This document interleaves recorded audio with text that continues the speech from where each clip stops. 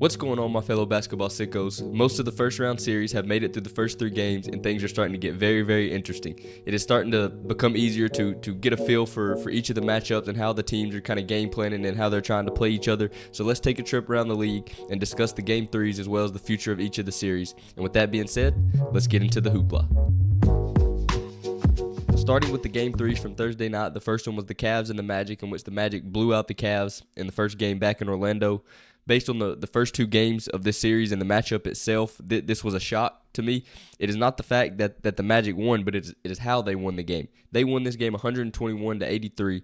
That is nearly a 40-point blowout in an NBA playoff game, which is unheard of these days. The biggest wins that we see nowadays is maybe 25 points. That's about the max you're going to get, and even those are fairly rare in first-round matchups. So this was an impressive win by the Magic, and it changed the way that I view this series.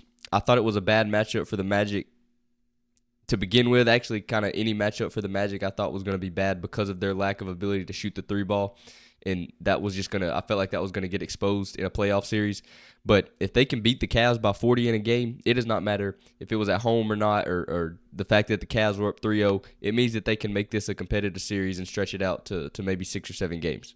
Following the Cavs-Magic game was the Knicks traveling to Philly for Game 3, where Embiid was waiting on him to drop a 50-piece and also try to turn the game into Fight Club at the same time. He tried to pull Mitchell Robinson out of the air, and there was another play where he pulled the Draymond Green flop and kicked a player in the privates, and he also had some more dirty, cheap shots that should have warranted some further looks from the league, because if this were Draymond Green or if this was Dylan Brooks, they would have been ejected from that game especially, and it probably would have been more likely that they get suspended for games in the future. So I didn't like what I saw from Embiid at all in that standpoint of the game, because there's just no place in even though it is the playoffs, there's no place for that in NBA basketball. But the Sixers kind of controlled this game from start to finish. The Knicks kind of tried to make a push late, but it never really got close, and it never really became in danger that the Sixers were going to lose this game.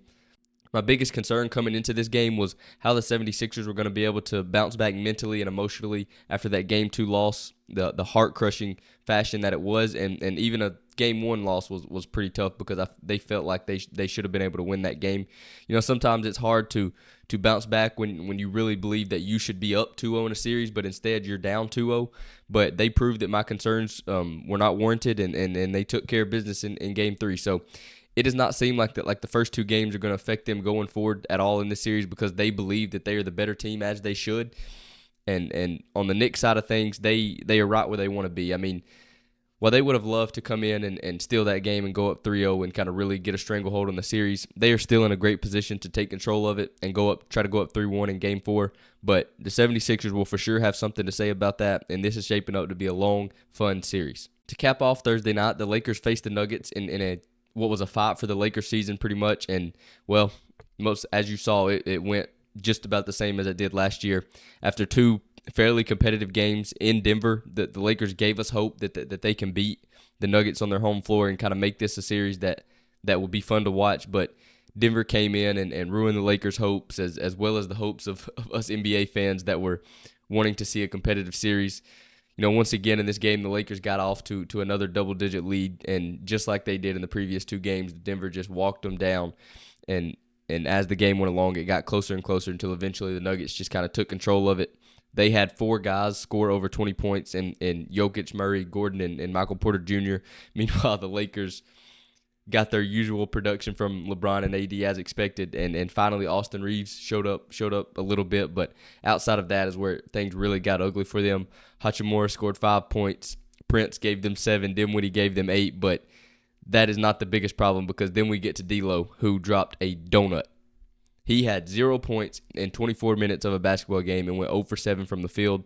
And when you get this type of performance from your third scorer, you can hang it up. It's a wrap. You're not winning that game. But this performance from D'Lo is not the reason that they're in this situation. The Lakers fans and LeBron's fans will blame this series and the entire season on D'Lo. And while it is near impossible to win a playoff game when he does not show up, when none of your other role guys show up against the best team in the league, there's absolutely zero chance of you winning a ball game. So I know D'Lo will get most of the blame, but as we saw in Game 2, even when he does show up and show out, it still was not enough, because none of the other supporting cast has shown up in this series. And most importantly, it's because the Denver Nuggets are simply a better team, and it's not even close. hence why the series has not even been that close. So this series is over. OVER. This series is over for the Lakers, and Lakers will more than likely get swept and be headed to Cancun.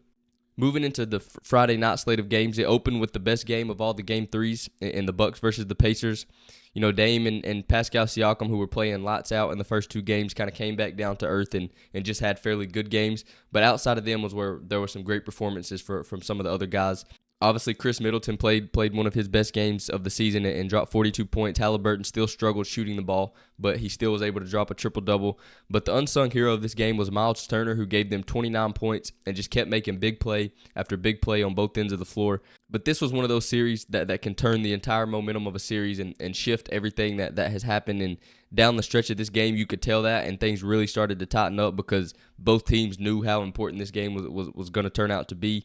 You know, Middleton played lights out and hit the three to send it into overtime, the kind of Hail Mary three, and then he also banked one in overtime from the top of the key, somehow banked it in, that Halliburton ultimately came down and matched, and with his game-winning M1 floater.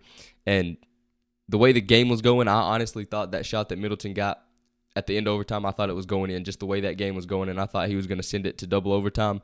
But, you know, this was just a huge game in this series, especially because of the whole Giannis factor. From the Pacers' perspective, they had to have this game because they know that Giannis is coming back at some point in this series, and they need to have as many wins as they possibly can when that does happen. From the Bucks' perspective, losing this game means that is one less game that Giannis has to sit out, and that when he does inevitably come back, he is that much further from 100%. And I also just got news that right before I sat down to record this, that Dame has strained his Achilles and is likely to be doubtful for Game 4. So this was a very, very important game, especially with the news coming out about Dame. That makes it even more important, and this could be the game that we look back on when this series is over and say that is where the series shifted, and that's where the series was ultimately won. Following the Bucks and the Pacers was the Clippers and Mavs Game 3, where the Mavs dominated the game from start to finish and took a 2-1 lead in the series. I have to admit that this series has not been nearly as electrifying as I thought it would be, but it has been just as fun to watch because, surprisingly, it has turned into an absolute defensive slugfest, and I never thought those words would come out of my mouth when talking about a series involving the Dallas Mavericks, but I have to give my props where they're due. The Mavericks were the best defense in the league for the last 20 games of the regular season, and they have kind of continued and brought that into the playoffs with them. And even Luka is locked in on that end, which has been the most important part of their defense leveling up, because that allows for there to be accountability from the top of the roster all the way down when your best player is that focused and playing that well on that end of the floor. But the key thing that was evident to me in Game 3 was just the difference in the mindset and just kind of the connectiveness of these two teams, and it was shown through the play on the floor, the body language of the players, and just the overall energy from the benches. You know, the Mavs just look like they are more bought in to the team on both ends of the floor, and that is showing up with just the ball movement on the offensive end of the floor and the hustle and effort that they're giving on defense. You know, and then even in the little altercations that happened in this game, there was a massive difference in the way each team was handling them. When Westbrook kind of lost his cool and lost his head and he fouled Luka and kind of twisted him up a little bit and then pushed him when Luka got in his face, nobody on the Clippers came to his defense or even came in and tried to pull him away from the situation. You know, Harden, Kawhi, Paul George, and Norman Powell were all just kind of standing there watching him with no reaction on their faces whatsoever, good or bad. So there was no look of, you know, okay, we'll see y'all Sunday, or all right, y'all want to play that way, let's go, we'll see y'all, whatever. That's what y'all want to do. That mindset, and you can usually see that from good teams during these moments. There was none of that from the Clippers. Whereas the Mavs on the other side of things were all coming to each other's defenses, players and coaches both, and little things like these matter more than you think, and they give insight into the overall mindset of a team. You know, one team in the Mavs were ready for it, and the other Clippers don't seem to want any part of it. So it will be interesting to see if that was a one-game thing and the Clippers kind of come together with more collective fight in Game 4, but they may have a bigger problem on their hands with Kawhi's knee. It is clear to me that he is not healthy, and now there are reports coming out that his knee did not respond as expected, so there's no telling what that means, especially when it comes to Kawhi's health. But as crazy as it may sound, the Clippers should consider resting him in Game 4 because they played a whole lot better without him in Game 1, and if he's not near healthy, it is not worth having him out there when you can have someone else that is healthy and that you can game plan around instead of just having him out there as pretty much a decoy.